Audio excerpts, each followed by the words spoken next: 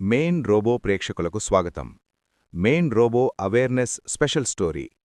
ప్రాణాంతకంగా మారుతున్న ప్లాస్టిక్ వాడకం.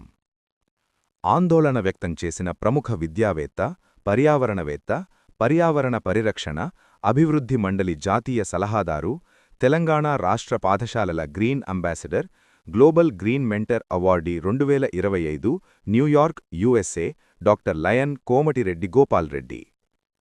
ప్లాస్టిక్ పాత్రలలో వేడి ఆహారం లేదా ద్రవాలను ఉంచడం వల్ల కలిగే నష్టాలు మరియు ఆరోగ్య సమస్యలు ఉదహరించారు డాక్టర్ కోమటిరెడ్డి గోపాల్ రెడ్డి. ఇటీవల 36 ఏళ్ల వయస్సుగల ఓ వ్యక్తి ఎలాంటి దురలవాట్లు లేకపోయినా ప్లాస్టిక్ కప్పుల్లో వేడి టీ తాగడం, ప్లాస్టిక్ సంచుల్లో వేడి ఆహారం తీసుకోవడం వల్ల పేగుల క్యాన్సర్ బారిన పడి మృతి చెందిన ఘటనను ఆయన ప్రస్తావించారు. వైద్య పరిశోధనల్లో ప్లాస్టిక్ వేడెక్కినప్పుడు విడుదలయ్యే రసాయనాలే క్యాన్సర్కు ప్రధాన కారణమని